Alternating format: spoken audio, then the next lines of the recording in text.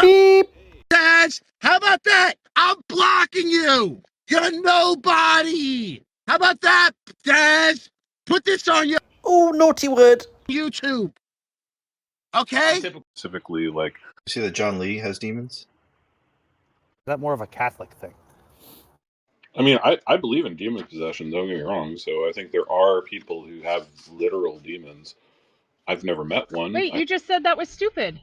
No, I What said kind- saying all mentally ill people have demons, that's stupid.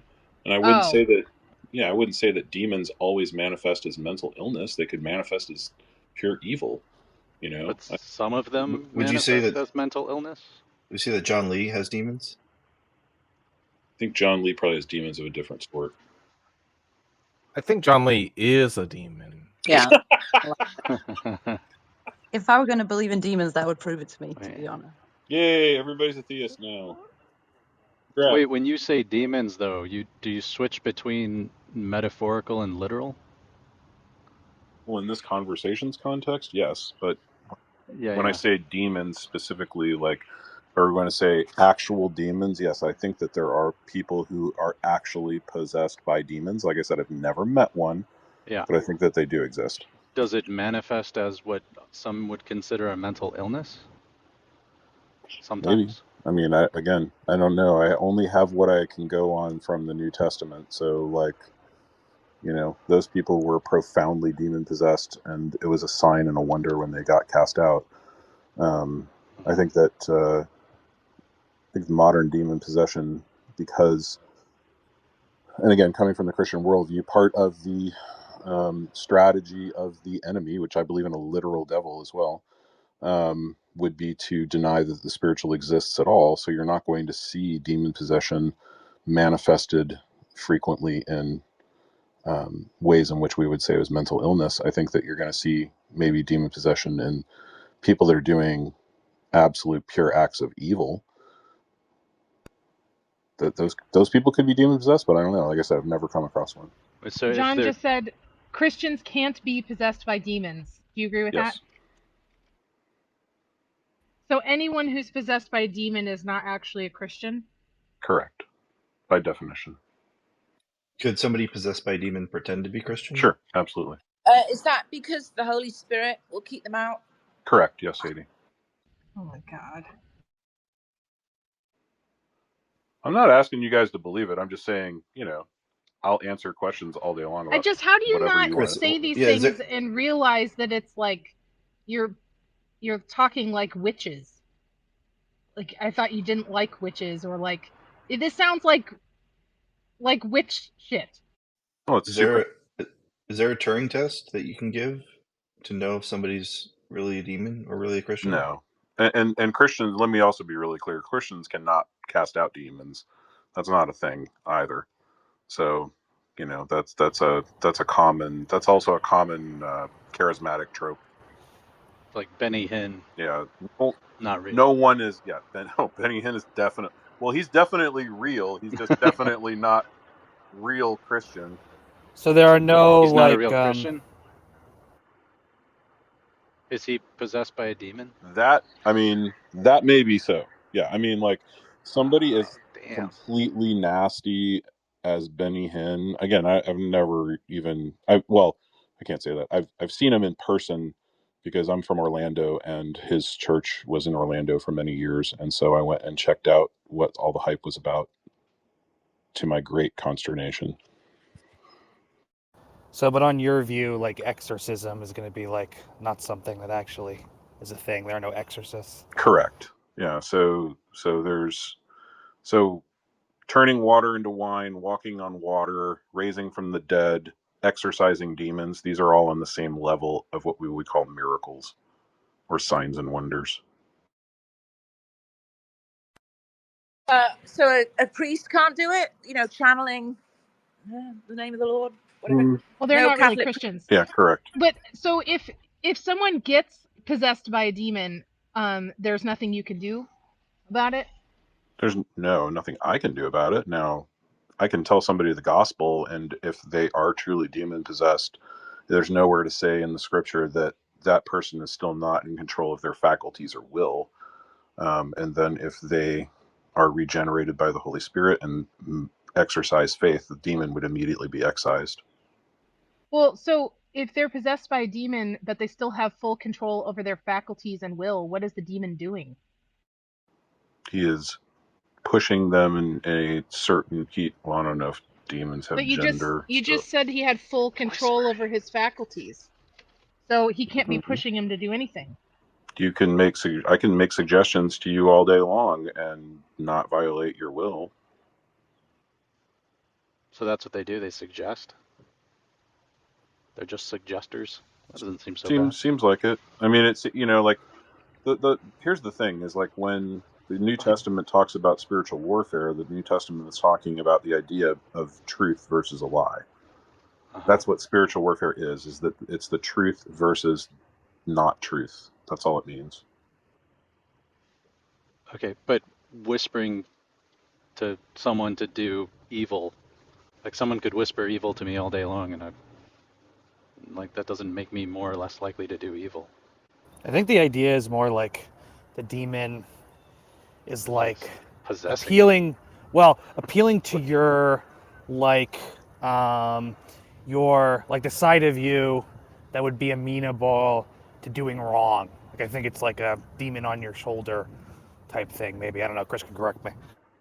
Yeah, I mean, like, you know, or, you know, there could be moments of lucidness. Like in the New Testament, we see that there are moments of lucidness where there are people that are possessed by a demon and that they have moments of lucidness and then moments where the demon has taken control. So, you know, that could correct me there. So maybe a demon possessed, this is not an area I'm an expert in, but maybe a demon could have moments where it takes control. But like, my point is something like a John Wayne Gacy that just does absolute, you guys are probably too young to know who that is, but I know what that is.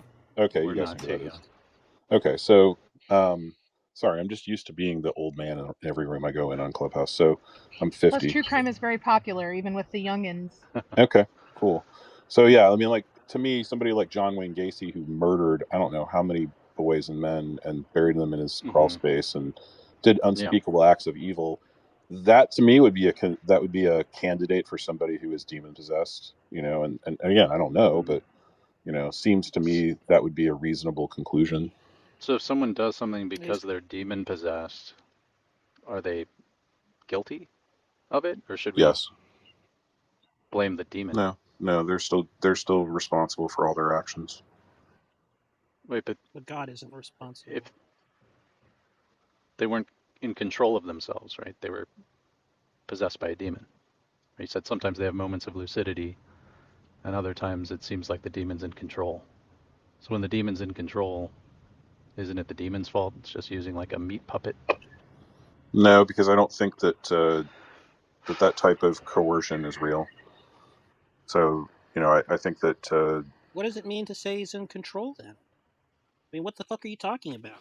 It's just ridiculous. Hi, Jack.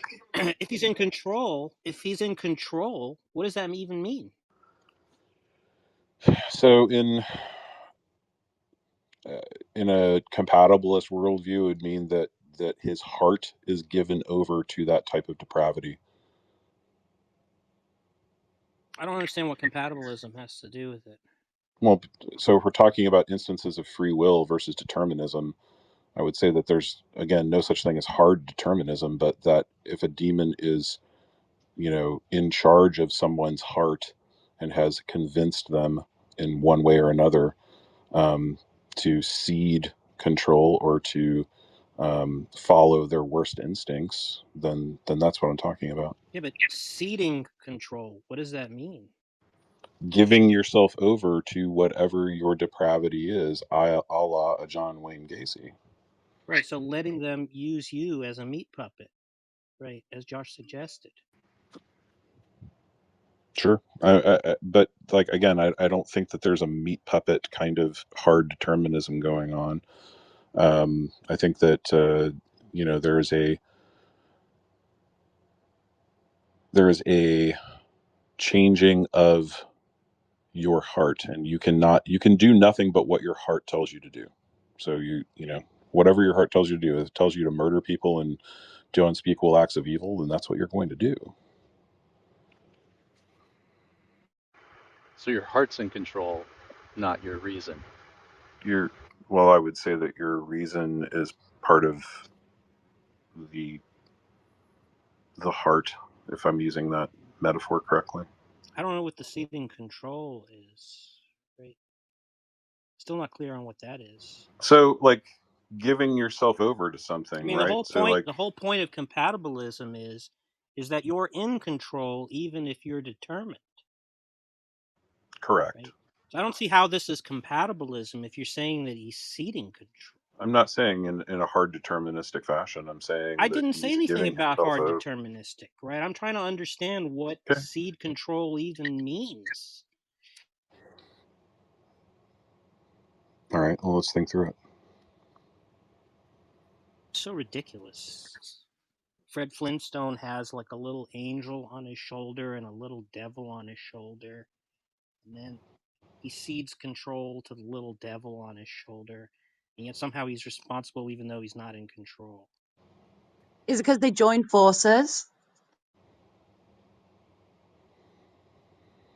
What I'm going to say is giving yourself over to whatever your basest desire is would be what I am talking What does about. giving yourself Whether or not over mean? that means fulfilling whatever that desire is with reckless abandon. What is how is that not being in control? So you would still be in control. Yeah, so what the fuck were you talking about ceding control before then? You're just so dishonest. You just make stuff up, right, on the fly when you get confronted. Jack, I'm not being with dishonest. I'm trying to think through Yeah, it. you are being dishonest. You are being dishonest. It's consistent. I've observed you many times in these conversations. When somebody points out a philosophical problem with your view, you make stuff up on the fly because you're a motivated reasoner, right? You just make stuff up. Now you're just contradicting yourself, right? Well, that's fine because So I'm trying to think through it. let's just get it straight. Let's just get it straight. So instead of Is there berating seeding somebody, control? why don't we Is walk there look? through it and Stop talk over through it? talking me, asshole. Is there seeding control or not? In what sense do you mean that? What do you mean? In what sense do I mean it? You're the one who fucking said it. What did you mean by ceding control, you idiot? Jack, just chill out. Chill out? This guy's a fucking idiot. How can you listen to this idiot talking about a little devil on his shoulder, telling him that he cedes control to it, and yet somehow he's responsible? Like, what the fuck is this? The guy's a fucking idiot. I've got a little gibber on my shoulder, and I sometimes cede control. I have a little chihuahua that talks like Jack. I think you two don't work together. But wait, but do you think I'm wrong, Haiti, that this guy's a dishonest piece of garbage? He just makes stuff up when he gets... Because the thing I don't like about it, right, is that he pretends that he has all the answers. That's what really bothers me about it, right? Oh, it turns out that, at this council, this problem was solved, many years ago, and he's just fucking lying. He doesn't even know the concepts that are being used.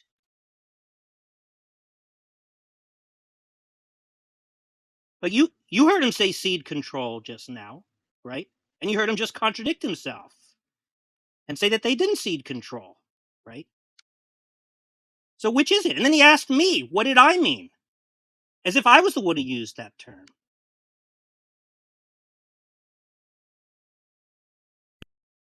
I mean, it's possible his view on this is not completely formed.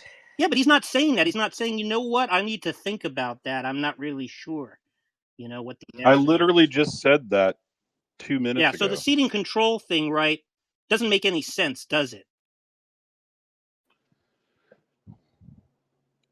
It depends on what you're talking about. Yeah, so what are you talking about when you say seed control? So that's what I'm trying to flesh out, yeah, Jack, flesh it if you out. let me finish. Make something up on the fly and flesh it out.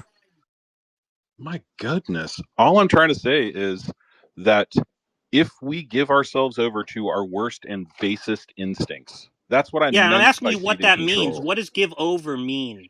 What does that mean?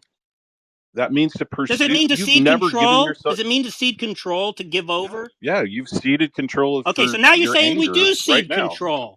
Yeah, and so that's not compatibilism, you fucking idiot. The whole point of compatibilism is that you're in control, even when you're determined, you fucking idiot. So Jack, yeah, I know this. So look, man, all I'm trying to say is that my language was not as precise as it should be, and I apologize for that. Is that better? I want to understand. I want to see a coherent version of the view. Do you have one? I don't know. I'm still thinking through it. So possibly I can tell you what I've read in the New Testament. Have I actually been questioned on this deeply? No. Have I thought deeply about these things? No, because they don't really matter that much to me. But does the New Testament use the term "give yourself over"? No. Not those words. Giving yourself over. Does it mean doing? Because I mean, on one interpretation, it just sounds like you're choosing to do what you know is wrong.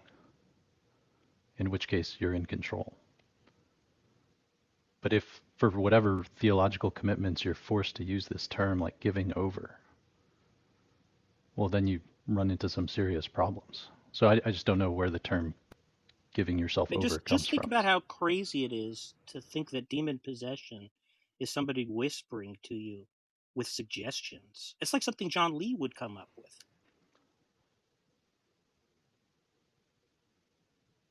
Yeah, just making suggestions to you all day, you know? Yeah. I mean, it sounds like you should probably go talk to someone. No, but you see that donut? Well, it doesn't make sense. It doesn't make sense to me why it would be effective. I mean, I know how it would be effective in some cases, you know, if they happened to be whispering something that I actually wanted to do. But if they were whispering something like, go eat gefilte fish, I'm not going to, I don't want to. There's no amount of whispering that is going to get me to eat gefilte fish. What if I whisper it over and over and over again? Yeah, it's not going to work. Like, did you ever see the movie Ghost? Yeah. With Patrick Swayze?